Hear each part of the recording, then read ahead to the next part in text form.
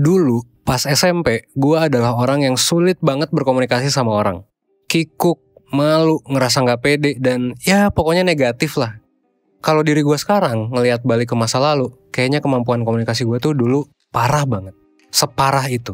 Apalagi dulu tuh ya, kalau di suatu waktu gue diharuskan berkomunikasi dengan orang yang status sosialnya berbeda, alias misalnya nih, orang yang berjabatan tinggi, orang yang ganteng atau cantik gitu ya secara fisik, atau juga komunikasi sama orang baru, itu tuh susah banget. Dan akhir-akhir ini, ketika gue nyoba untuk ngecek comment section, kayaknya banyak banget juga nih orang yang ngekomen, "Bang, gimana sih cara biar meningkatkan kepercayaan diri pas lagi public speaking? Bang, gimana sih cara berkomunikasi sama orang?" Nah, kebetulan nih, karena masalah komunikasi ini adalah hal yang dialami oleh banyak orang, dan banyak banget juga yang nge-request, gue bikin nih videonya spesial buat lo semua.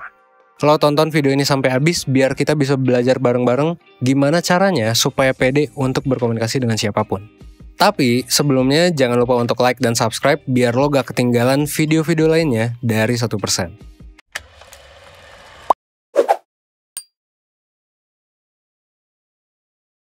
Pertama-tama, lo perlu tahu dulu nih sebab dari ketidakpedean lo dalam berkomunikasi dengan orang lain. Sebenarnya, kalau dari pengalaman gue, sebabnya itu bisa jadi cukup beragam. Tapi secara umum, kalau menurut gue pribadi, sebab dari ketidakpedean ini biasanya ada dua. Pertama, mungkin lo emang jarang nih berinteraksi dengan orang lain. Dan jadinya skill komunikasi lo itu gak terasah. Kalau ini, berarti ini masalah skill. Kenapa skill? Ya karena basically skillnya tuh jarang dipakai gitu, jarang dilatih. Jadinya sulit untuk berinteraksi dengan baik. Maka dari itu, wajar aja sih kalau misalnya lo yang kasusnya kayak gini ngerasa nggak pede dengan diri lo untuk berkomunikasi dengan orang lain. Selain sebab ke satu, ada sebab kedua juga. Kalau sebab kedua ini masalah mindset dan juga masalah pengaturan emosi. Orang-orang yang mengalami sebab kedua ini biasanya mereka tuh bisa berkomunikasi sama orang dan mungkin udah cukup keasah juga kemampuannya. Tapi karena nggak bisa ngatur emosi, selalu overthinking, jadinya nggak pede. Nah, nggak pede ini ngaruh ke performa kita pas lagi berkomunikasi sama orang. Kedua sebab ini juga bisa terjadi beriringan. Jadi, selain sebab ke satu, lo juga mengalami sebab kedua. Yang menarik kalau menurut gua adalah yang sebab kedua. Kalau orang lagi mengalami sebab yang kedua, biasanya mereka tuh nggak sadar kalau misalnya mereka itu bisa gitu berkomunikasi. Cuman ya, overthinking aja. Dan seperti yang udah gue bahas di berbagai video sebelumnya, ketika kita sedang overthinking, maka performa kita ya bakal memburuk. Kenapa? Karena ya kita jadi gak fokus sama hal yang kita lakuin. Kita gak live in the moment gitu. Justru kalau kita overthinking, kita tuh malah fokus ke masa lalu. Misal, ke kegagalan-kegagalan sebelumnya. Atau terlalu fokus pada hal-hal yang bakal terjadi di masa depan. Dengan kata lain, takut akan potensi-potensi kegagalan, dan lain sebagainya, yang sebenarnya bisa jadi cuman ada di otak kita doang. Ya kayak tadi ya, overthinking gitu. Terus gimana dong kalau misalnya kita mengalami salah satu atau kedua masalah ini? Ada beberapa hal yang menurut gue nih bisa lo lakuin. Pertama, lo perlu mengidentifikasi masalah lo. Untuk bisa menangani secara tepat masalah lo, ya tentunya lo perlu tahu dulu sebenarnya masalah lo itu apa dan di mana gitu masalahnya. Karena gini, kalau kita ngomongin tentang skill komunikasi itu luas banget. Ada komunikasi asertif, ada komunikasi yang ngomongin tentang public speaking, ada juga yang tadi, mungkin masalah lo bukan di skill komunikasinya, tapi justru masalahnya misalnya ada di regulasi emosi, overthinking, dan lain sebagainya. Makanya, disinilah lo perlu pandai dalam mengenali diri lo.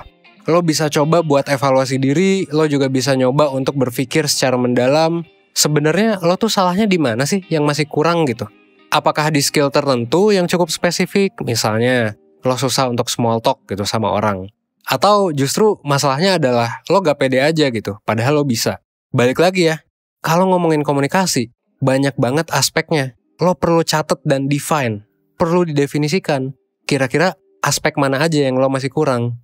Baru deh abis itu, lo bisa perbaiki aspek yang udah lo catat, dan lo bisa berprogres sedikit demi sedikit. Yang paling penting adalah lo mengidentifikasi dengan tepat masalah lo di mana. Karena kalau nggak tepat, nanti penanganannya juga gak efektif. So, belajarlah supaya lo bisa mengenali diri lo sendiri. Lo bisa mulai dari hal kecil sih. Kayak misalnya nih, lo mengevaluasi diri lo setiap hari. Dan lo tanyakan ke diri lo, apa sih yang bisa gue evaluasi hari ini? Atau lo juga bisa ikut kelas dan mentoring dari 1%. Kenapa? Ya karena ada tes psikologinya, ada juga pembahasan-pembahasan yang semacam kayak gini. Dan lo juga kalau ikut layanan 1%, bisa diskusi, entah itu sama mentor, psikolog, atau pembicara pas lagi di kelas offline gitu. Karena kadang ada kasus nih, di mana kita tuh sulit banget gitu untuk nyelesain masalah sendiri. Dan gak jarang kita tuh butuh feedback dari orang lain, supaya kita bisa lebih tahu diri kita dengan lebih objektif. Ikut tes psikologi juga bisa bikin kita lebih sadar gitu, bahwa oh iya, ternyata kepribadian gue kayak gini, ternyata tingkat stres gue kayak gini, dan lain sebagainya. Yang pada akhirnya akan ngebantu lo untuk mengenali diri lo lebih jauh. Yang kedua, lo perlu untuk latihan. Skill apapun, kalau nggak dilatih bakalan sulit buat jadi jago. Orang yang jago public speaking, jago ngobrol sama orang, itu rata-rata udah mengalami banyak banget waktunya buat melakukan hal itu. Jadi kalau misalnya lo ngerasa bahwa lo tuh kurang pede dalam berkomunikasi dengan orang lain, dan lo juga ngerasa bahwa lo jarang berkomunikasi, mungkin ini adalah saat yang tepat buat lo untuk berubah. Cobalah latihan dengan berkomunikasi sama orang lain.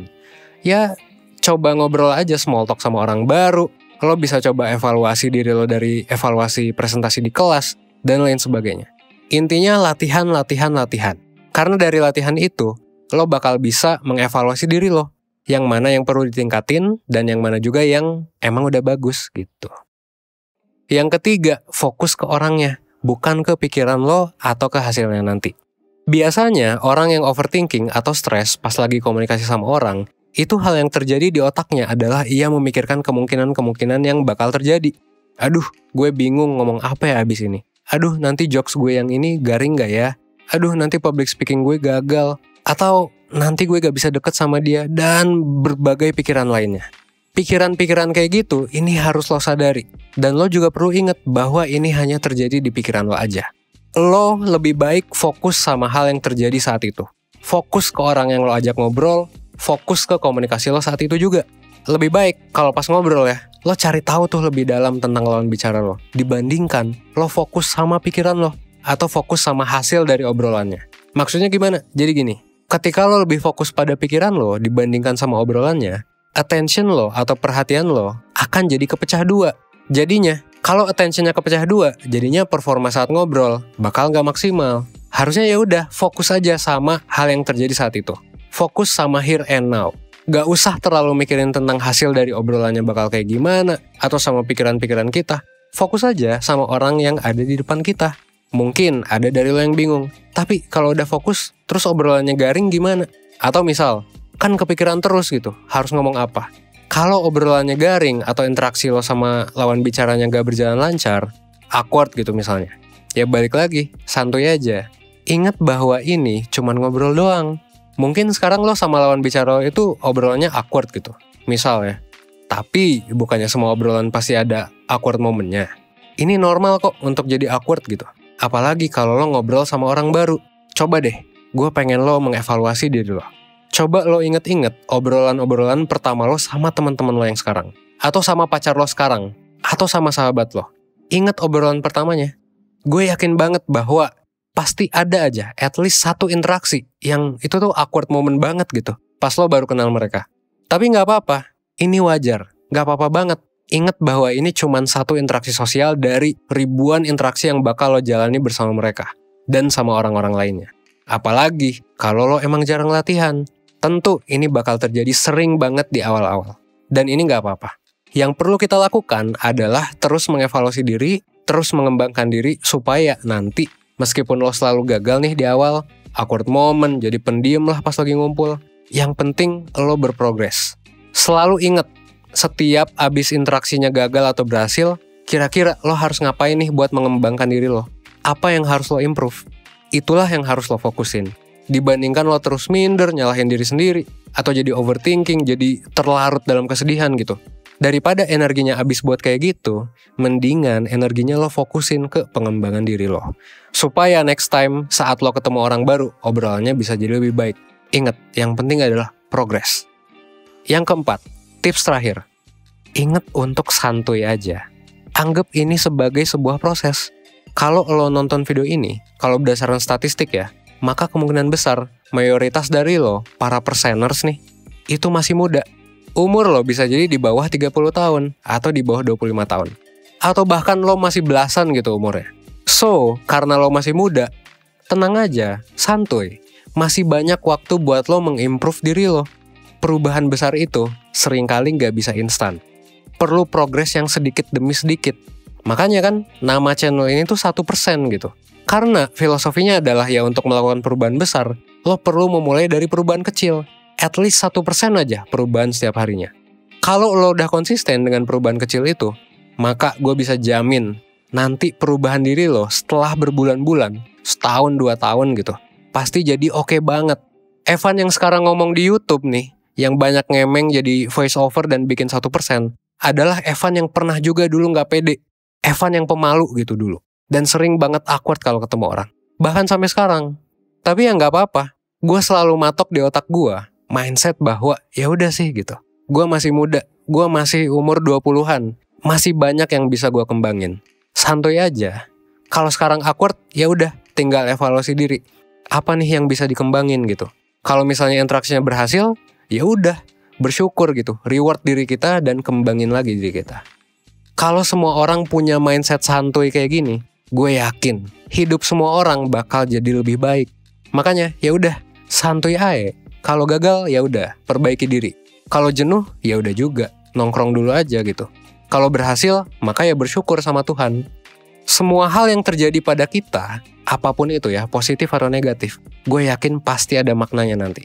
Yang penting, kita terus ikhtiar dan ikhlas untuk menjalani apapun yang nanti ada di depan kita. Buat lo yang mungkin udah nyoba banyak banget hal, tapi masih struggle nih untuk berkomunikasi sama orang lain, mungkin itu public speaking, ngobrol sama gebetan, dan berbagai masalah komunikasi lainnya, seperti biasa, ingat bahwa 1% itu ada layanan mentoring yang bisa ngebantu lo untuk menyelesaikan masalah lo. Kalau lo mau nanya-nanya soal mentoring, lo bisa komen di comment section di bawah ini. Dan kalau lo tertarik untuk daftar mentoring, lo bisa daftar dengan klik link.1%.net yang udah gua taruh di deskripsi. Mungkin sekian dari gua. Semoga video ini bisa membuat lo menjadi lebih baik. Seenggaknya 1% setiap harinya. Gua Evan dari 1%. Thanks.